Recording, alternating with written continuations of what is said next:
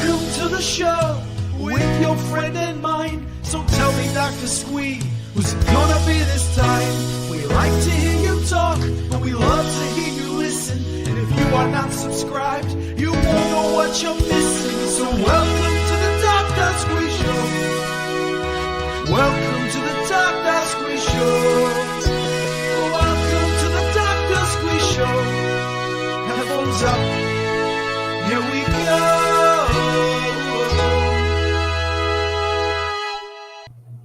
Hello and welcome to the Dr. Squee Show. I'm Dr. Squee and this is my show. And that's Coop. Guys, man, once again, we've had a little bit of a break. I know this has become a sort of common thing with the Dr. Squee Show. On this occasion, my mum unfortunately had a little bit of a fall, so I've been just making sure she's okay, visiting her in hospital. She's absolutely fine. Thank you very much for anyone who's asked after her. I really do appreciate it. But one thing I will say is, like, give me about 3 weeks and you will notice, I've kind of promised this a bit before, but I've kind of got a timeline now. You'll notice kind of some changes to the Dr. Squee Show. You'll notice it looking a bit more professional, a bit more polished, and more regular episodes. Unfortunately, I can't talk about that all right now, but that's coming soon. However, let's deal with today's interview. So today, I talked to Nicola Lathey, who's from the Owl-centered charity, which has launched Waiting Well, which is a new initiative which seeks to reduce waiting times for patients waiting on the NHS for diagnosis of ADHD and autism. So a neurodivergent charity, which any regular listeners, watchers of the show, will know is something very close to my heart. I've me personally been diagnosed with ADHD last year and starting on medication, which has just been life-changing. So they're basically working with the Right to Choose program, which enables people to contact their GP and get seen privately under one of the kind of providers who are helping the NHS reduce the waiting list at the moment. So as opposed to waiting, like in some areas, I think it went up to 9 years. We talked a bit about it in the interview. But like when I was diagnosed, I got seen within, I think it was 4 months. As soon as I got moved over to another charity which is doing similar work. But we support all these wonderful charities which are helping people out. If you enjoyed this interview, please do look through the Dr. Squee archive. If it's not up already, there will soon be some playlists, including one for neurodivergency, which includes my journey. So I recorded a video where I talked about from my childhood to now, mainly focusing on the process of diagnosis for ADHD, but just giving a little history of myself. It's about an hour long. I think it's hopefully really helpful to people. It's designed for that. But anyway, please do stay tuned at the end of the interview. I will talk through a few of the findings from the study which we're talking about, which led them to launching Waiting Well. And it's about Waiting Well anyway. And some of the findings we didn't get to. So I'm just going to have a little talk through the whole study. So if that's of interest to you, please stick around after the interview when we're saying goodbye, and I'll talk you through all that. But in the meantime, here is Nicola Lathey. She is from the Owl Centre charity, and they are now launching Waiting Well. My guest today, we're going to be talking about a subject, as regular watchers will know, is very close to my heart.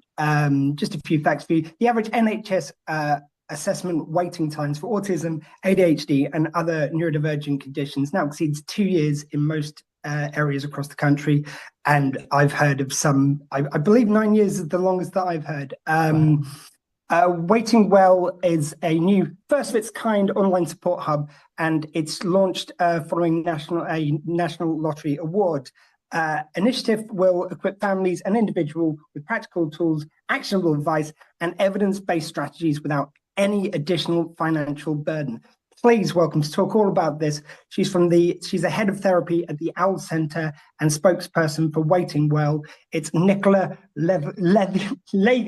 Oh, damn it. I almost got through it without botching any words. Is it Lathey? Lathey, yeah. Lathey. Welcome, Nicola. I'm sorry for butchering your surname. Oh, please don't worry. It happens all the time. I mean, I should add that dyslexia is also in my makeup mix. So, you know. Or one of the neurodivergent conditions, just one of many. Oh yeah. I did. Yeah, up until October, I didn't even know that that counted as neurodivergence. I was already in the club before I got diagnosed with everything else.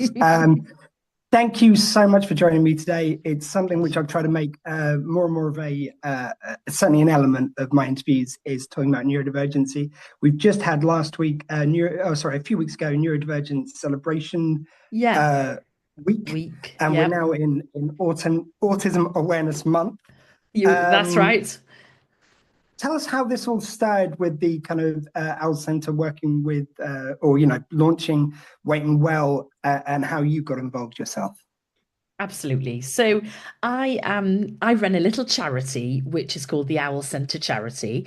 And in the autumn, we applied for a national lottery grant and were awarded £20,000 to create this resource for people on a waiting list for an autism or an ADHD assessment. And there's a up and down the country, there are hundreds and thousands of people waiting for a neurodivergent assessment, and there's nothing that is dedicated to that cohort of people. So we've got lots of information for people with autism or ADHD, but we haven't got anything for people who are on that waiting list, and it can be a very uncertain time for so many. So we felt that cohort of people needed to be addressed individually. Oh, certainly, and thank you very much for doing that work. For anyone who's listening who thinks £20,000, my God, they must be able to do everything. That is a drop in the ocean, and I know from other charities I've spoken to, so well used, so carefully scrutinised, where Yeah, every penny goes yeah, by charities like absolutely. yourself. How do you even get started on trying to make that difference with that Well, money? yeah, the first thing we did was we reached out to some friends of ours at the University of Northumbria who are specialists in the kinds of problems that affect people while they're on a waiting list.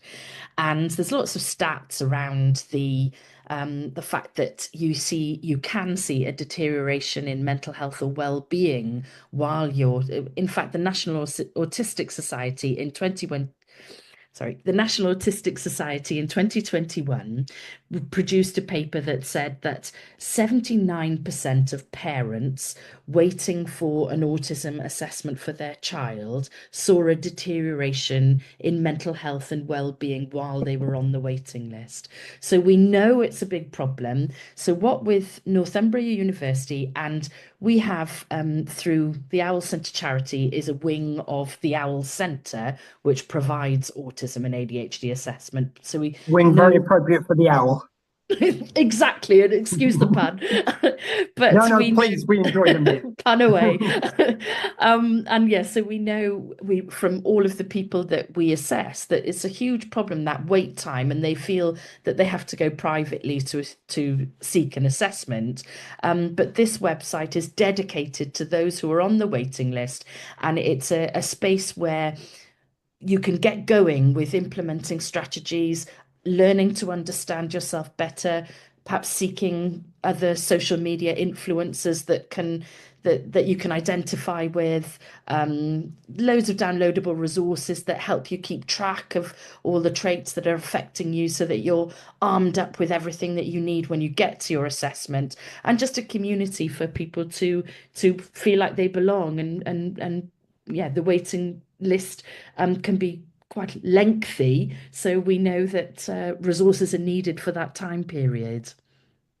Definitely. And by the way, just for anyone watching, we've got 20 minutes with Nicola today. So anything I don't get to from the stats and figures, I will add into Oh, either the brilliant. intro or the end of this, so we make sure we cover everything. But I don't want to rush talking you through some stuff which I really want to get to, as well as kind of featuring everything that you've got here.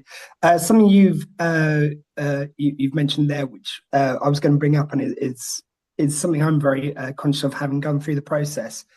I think it can be missed. You've got the people who out and out deny that neurodivergency exists, and we all know about them, and whatever. But Yeah, there's yeah, some yeah. people who I don't think, I'm sorry, they wave us off, so I wave them off back. Yeah. But I think there is kind of more of a pool of people who understand that it's real, but I don't think really understand what it's like to be on a waiting list for 2 years. Like in my case, for instance, as an adult of 46, I just found, well, 44 at the time, I just found Yeah. out that I have ADHD, that what that means, that there's all these different types of it. Like I don't know how they didn't pick up on it before. There's obvious signs, but we'll go past that. But it's I don't think people appreciate how much. I've started using the word suffering, and it took me a while to kind of come to terms with that. But Yeah. people suffer on the waiting list. Like you say, it's a huge effect on mental health. You're trying to come to terms with something you've just discovered about yourself, potentially in some cases like mine, after a lifetime of not knowing. Yeah. Just thank you very much for highlighting that. Yeah. And can you talk maybe a bit more about that? Yeah. I mean, people with a neurodivergent brain need clarity. They like black and white and certainty, living in that limbo land, that uncertainty that is very, very difficult. And it increases things like behavior problems, perhaps anxiety, sleep, perhaps problems with eating, things that these things can all increase during that time because of that uncertainty about not knowing. So it's really, and anybody with a neurodivergent diagnosis will tell you that it's a life-changing event that happens when you receive your diagnosis. You have answers to questions that you've wondered your whole life. Why did this happen? Why have relationships been difficult? Why have I struggled in the workplace? Why was school such a nightmare? Why did I not find friendship groups that I wanted to? Why did I hone in on this specific skill or this pastime that other people didn't seem to be interested in? And you receive this diagnosis, and it just, I mean, lots of people feel relief. They feel like they're being validated. They feel like they can access further support, although Waiting Well is trying to tap you into all the support mechanisms prior to getting that diagnosis. But it is it's a well, we say to our clinicians who do the assessments, that assessment means so much to that individual. They'll remember you for the rest of their lives. And for us, of course, we do hundreds of autism assessments or ADHD assessments each month, but we matter so much to that person who's going through that assessment process. It has to be done. Definitely. So, yeah. Yeah, I was just going to add to that. It's also, I think that at that stage where you start learning more about yourself, you start unmasking, and kind of stuff which you didn't even realize you're internalizing comes out. So everyone around you like starts to see differences in your behavior, which can be very challenging to them as well as you. You start questioning kind of like your environment and how you need it controlled, which I had no idea the environment was just driving me nuts. I just knew that I kind of blew my stack every now and again, but I realized I was being overwhelmed by things. And so it's just, I just want people to understand how kind of huge that kind of time is. And they ask you to go through, as part of the assessment, you've got to go through, you've basically got to litigate your whole life up until that moment. Absolutely do. Yes, under such scrutiny, every single event that happened. And I think, for people who say, we hear things like, oh, since you've received your diagnosis, you seem to be more and more autistic. But that's because people have masked their symptoms their whole life, and they're not more autistic, they're just being themselves. So people sort of don't understand that neuroaffirmative language. And if you've got a of the neurospicy in your head like I have, it's like finding out about the autism and then taking medication. It doesn't calm down or make the ADHD go away, but it means that I just have a little time between from thought to action and kind of a little bit more processing. And it seems to be all these kind of autistic traits have come to the surface, which again, I wasn't really aware of, but now I'm painfully am. And so the kind of the change from that is absolutely massive. So thank you. Sorry, just to make sure I do that. Oh, sorry, please. Well, no, I was going to say masking is incredibly debilitating. It's such pressure for that individual to conform. And I think that so many people don't even realize they're masking until they receive that diagnosis potentially. And then they realize that they've been masking these traits their whole life. And it's a kind of feeling of, gosh, who am I? And how did I get to this position? It's a profound moment in most people's lives. And a huge grieving process you go through of what your life could have been. And there's even a point I can point to because I found out my mum actually asked me to be tested when I was at school, and they just said, "Nah, you've got dyslexia." I think basically then you were allowed one at the time. I believe in the Mm, 80s. I believe that was the mm. rule.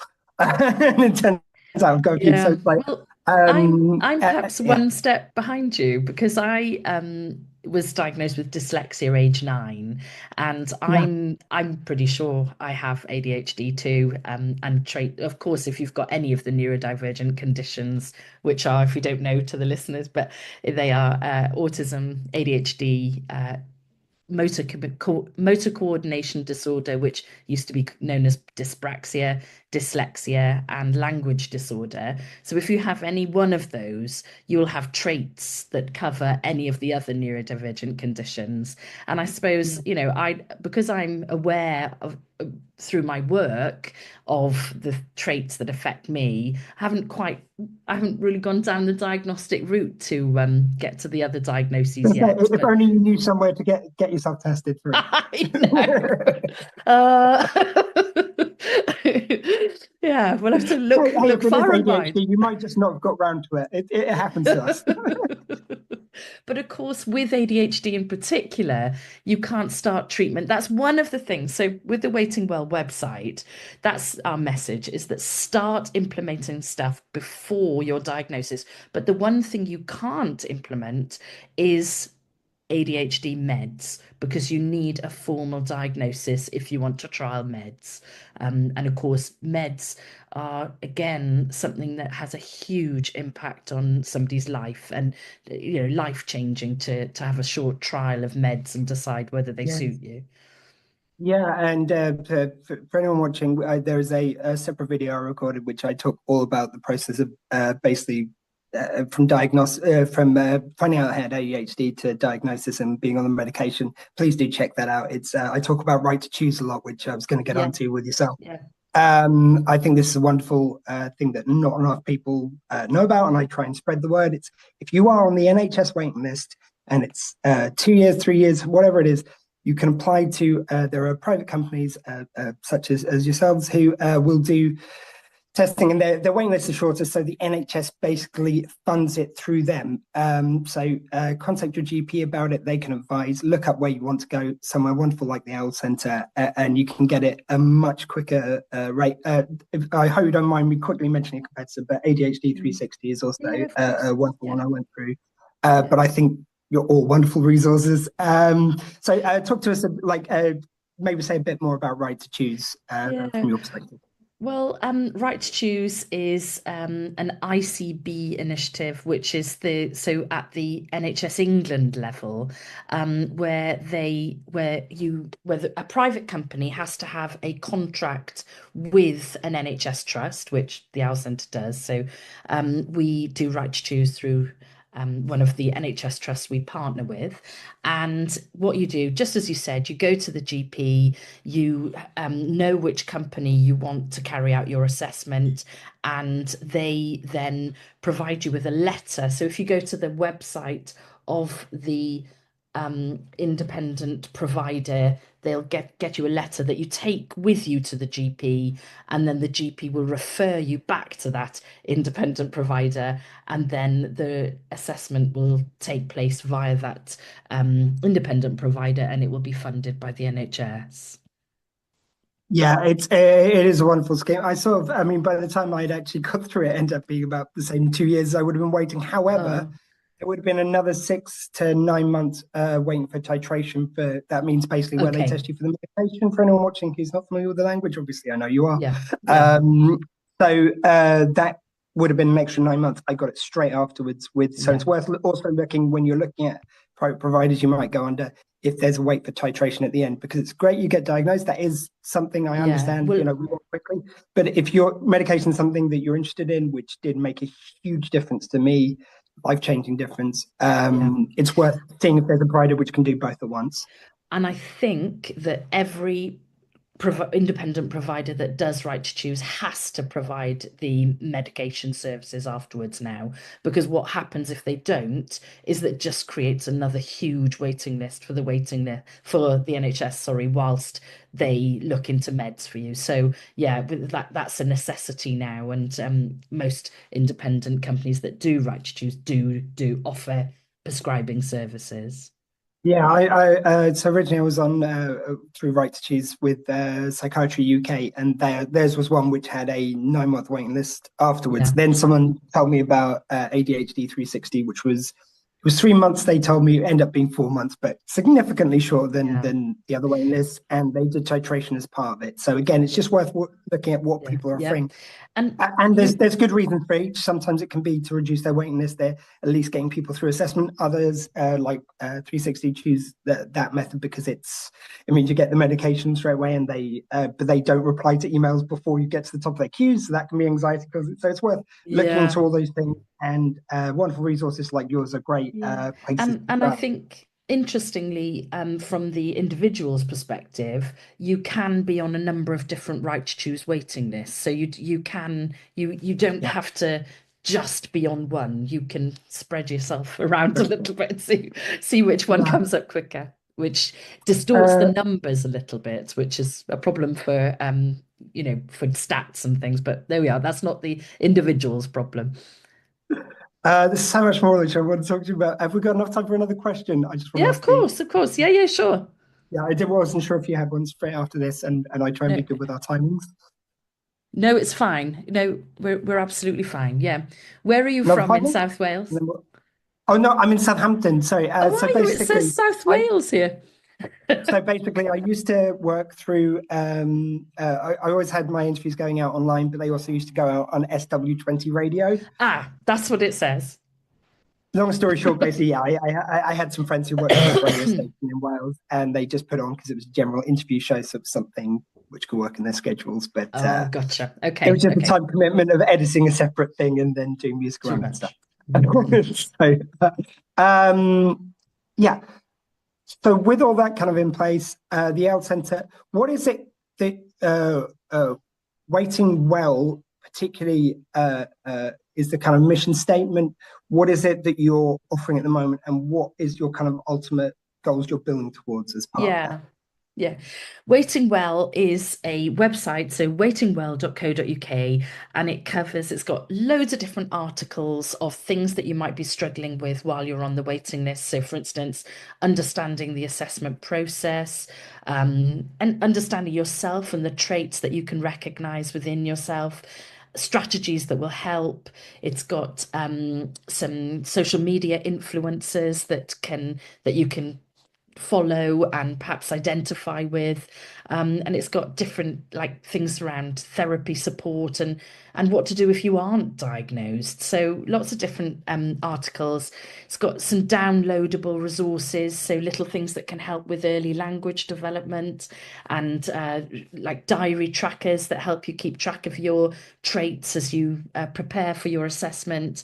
It's got little video clips that are talking about various things that might affect you, like anxiety or sleep, or having a safe and calm environment, workplace problems, communication problems, and it's the link to the Owl Centre podcast is there, and just loads of resources for people who are in that grey area. And we do like a podcast here. Thank you so much for everything. I'm going to have to actually look up the Owl podcast because I wasn't aware of that one. It would be great. I'll send you an email via kind of the Owl Centre, but it would be great to do another interview sometime, go into a bit more depth, maybe get the podcast guys involved.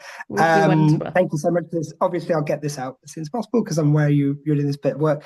As I say, for anyone watching, please do stay tuned, and we'll have had a bit before and a bit after this regarding everything which you're doing. So I'll make sure we get out everything. I just really didn't want to rush through anything. Yeah. But thank you so much for everything you're doing. Absolute pleasure. It's really life-changing for people, and I'm so appreciative for everything you guys do. Oh, it's been an absolute pleasure to talk to you. Thank you, Squee. And that was my interview with Nicola. Yeah, as I said in the interview, recorded at my workplace. Sometimes the only time they can do these interviews is during the day, when I would be at my day job, which unfortunately needed for the bills for the minute. So yeah, a few times I have to record in the office, hence the slightly varying audio and video quality there, but hopefully it was watchable, and I know it was an interesting interview.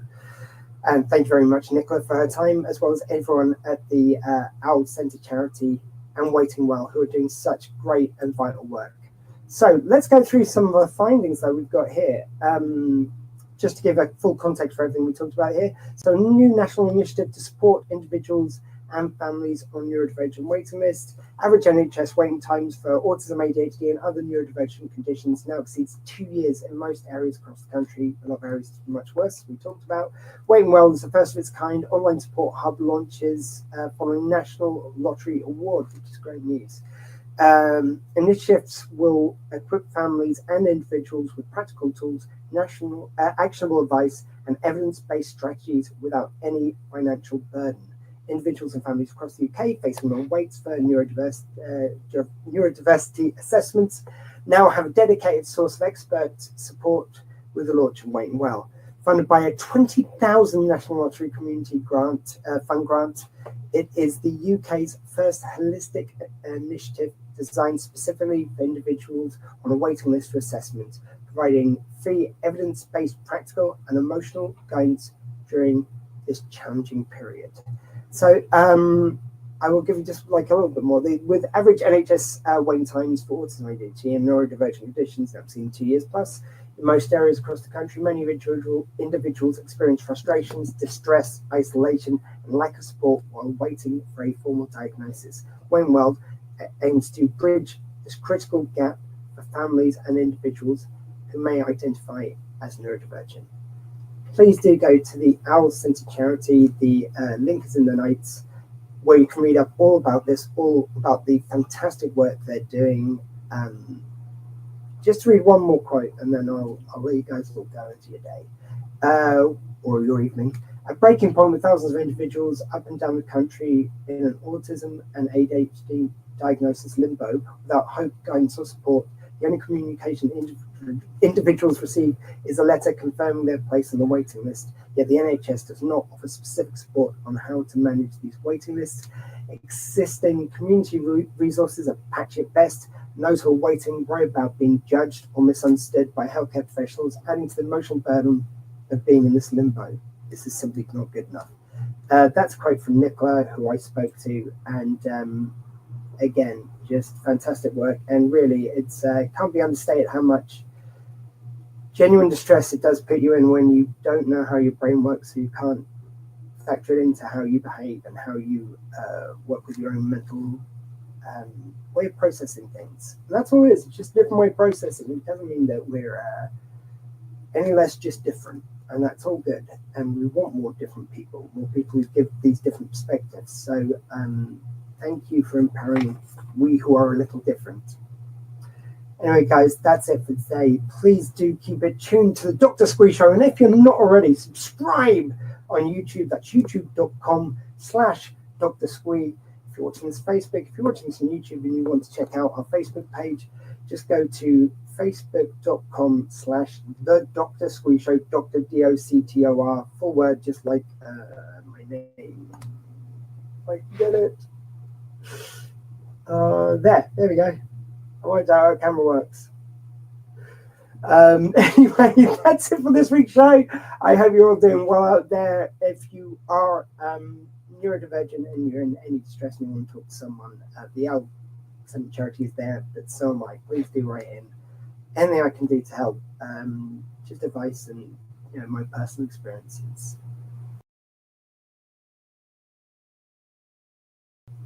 I'm Dr. Squee. That was my show, and the world where you can be truly anything. Please be kind.